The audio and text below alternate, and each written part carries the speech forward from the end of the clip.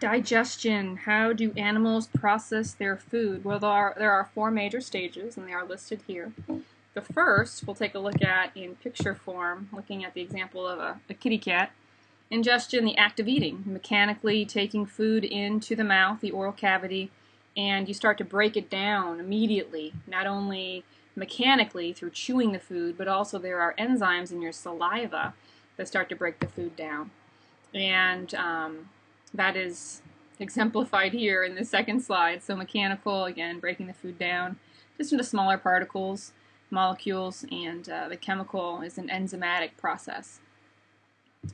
Now, the second step is the actual digestive process that's going on in your stomach. So not only do you have the mechanical digestion going on in your mouth, but also in your stomach. The stomach is churning. Every about 20 seconds, your stomach churns. That smooth muscle that lines your stomach churns, and breaks the food into smaller pieces. And then also, of course, you'll have enzymes, which we'll take a look at in the stomach, that break down in particular protein and just making it smaller and smaller, so it's easier for your body to absorb in the small intestine. So absorption is the next step. So you actually take those small molecules across the wall of the small intestine into the bloodstream, and whatever you do not absorb is passed out of the digestive system in the process of elimination. So again, there's four stages of food processing, and animals process the food in specialized compartments because they don't want to digest the rest of their body. These enzymes can be very caustic, and of course you're trying to break the food into smaller pieces, and the food that you're eating is composed of almost the same thing that you are composed of most of the time. So that is why we have all these specialized organs of the digestive system. So this diagram here on the right is a really nice, just basic schematic of all the parts of the digestive system, starting with the mouth and ending all the way at the bottom there with the anus. The white areas indicate where food actually comes in contact with the digestive system. The green structures are glands that contribute enzymes and other molecules to the digestive tract to help break down foods. So that white area you see on the right, those organs make up the alimentary canal, and then you have the accessory glands that feed into it. So we're going to start up here at the mouth and esophagus. You're chewing food. Saliva is sensational. I'll tell you, it is an amazing, amazing substance. So someone I once heard said we should bottle this stuff because it is just so amazing. So it has enzymes that break down carbohydrates, so that's the salivary amylase. It has a wonderful material that lubricates and protects the mouth and the throat, buffers to neutralize acids and prevent tooth decay as well. They're antibacterial agents. So it is, like I said, pretty amazing stuff. So once you've chewed your food to the point where you want to swallow it, you have something called a bolus of food in the back of your mouth, and you go ahead and swallow that food. Hopefully it will go down the esophagus, not the tube in the front, which is the trachea, going down to your lungs. And from the esophagus, there's this peristalsis-like motion. It's the smooth muscle in your esophagus that pushes the food from behind until it reaches the stomach. Okay, so now we're in the stomach. In the stomach, there are folds inside of the epithelial, or folding of the epithelial tissue, and in those epithelial tissues we'll find cells that produce an acid, hydrochloric acid, a very strong acid, and chief cells that produce an enzyme called pepsinogen. Now, pepsinogen requires the HCl to form the active form of to make the active form of the enzyme, pepsin, and pepsin breaks down proteins. So these cells, these chief cells and these parietal cells, are located within these pits or these glands in the stomach. So they extend down into these little canal-like chambers from the inside wall of the stomach, or surface of the stomach. And again, the pepsinogen is produced by the chief cells, and the parietal cells produce the hydrochloric acid. So this should be really, this arrow for the hydrochloric acid should be coming down to this yellow parietal cell.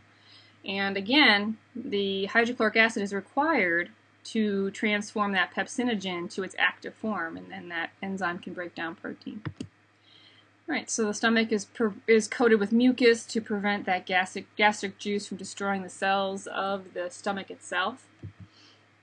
And then from there, once we've digested the food and mechanically and chemically, it moves into the small intestine.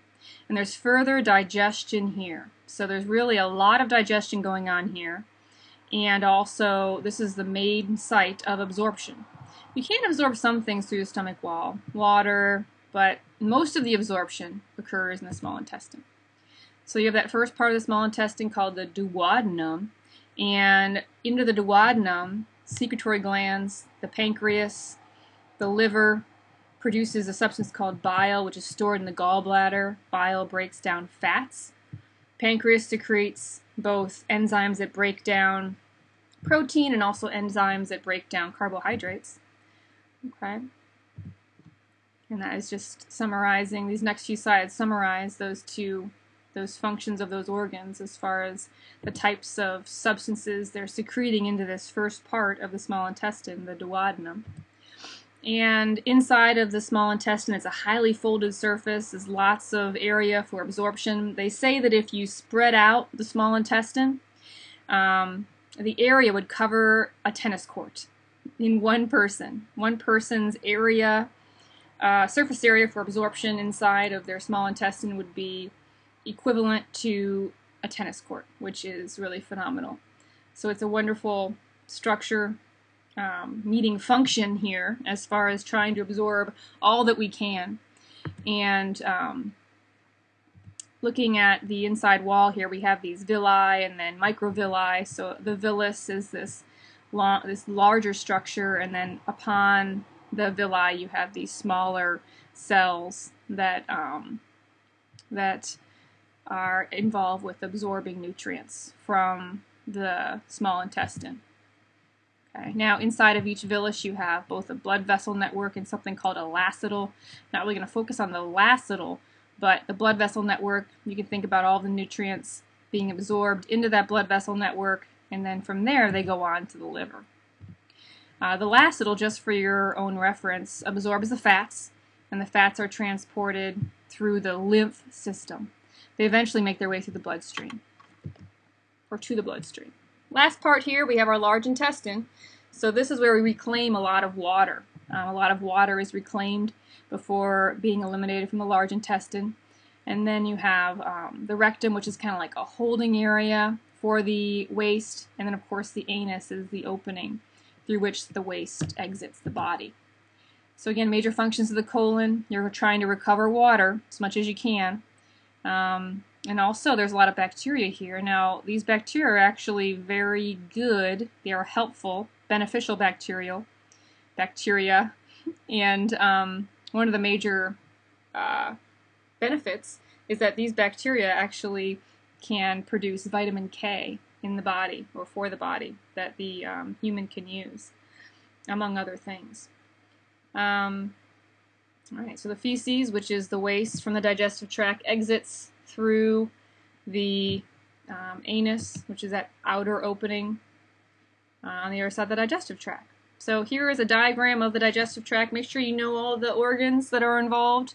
Know the organs of the alimentary canal, the order in which the food passes through the digestive tract. And if you have any questions at all, please do not hesitate to ask.